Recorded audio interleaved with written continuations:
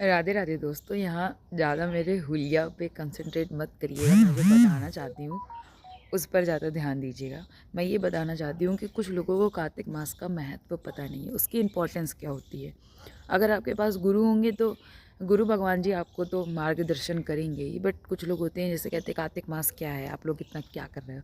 तो उनको मैं बताना चाहती हूँ बहुत ही सरल वे पे। मतलब वैसे तो मैं वीडियो शेयर कर सकती हूँ, पूज्य हमारी रेणुका माता जी ने बताया है, बट मुझे लगा कि मैं अपने ढंग से समझाऊँ। सेम उनका ही प्रोसेस मैं बता रही हूँ और चाहूँगी तो मैं उनका वीडियो भी बाद में शेयर कर दूँगी।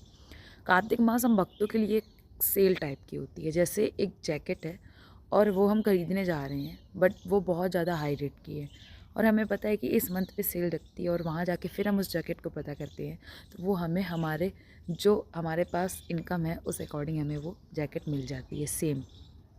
कुछ भक्त होते हैं वो साल भर 16 माला जैसे गुरु प्रदत्त जो हमें नियम दिया जाता है उस अकॉर्डिंग हम सेवा नहीं कर पाते हैं ठाकुर जी की, श्री जी की।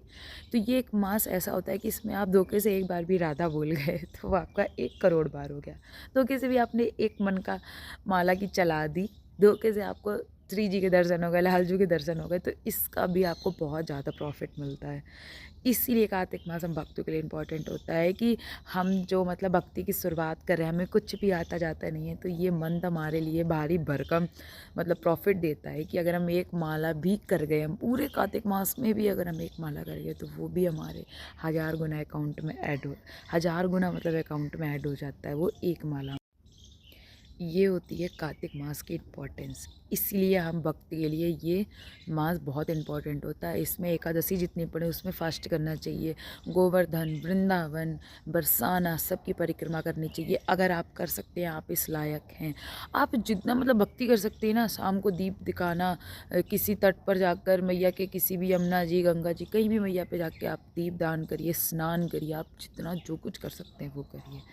इतना पवित्र, प्योर और इतना हम लोगों के लिए खास होता है मंथ। तो ये कार्तिक मास की महिमा। अगर आप इस बार कुछ नहीं कर पाए तो अभी लास्ट के 5 डेज़ अभी आपके पास हैं, आप उनमें भी बहुत कुछ कर सकते हैं। अगर पूरा मंथ भी किसी का छूट गया है ना, फिर भी लास्ट ऑफर रहता है 5 डेज़ का उसमें भी आप कुछ भी कर सकते हैं। आप कुछ भी एक भी भक्ति का सोच लीजिए कि मैं ये भक्ति करूँगा।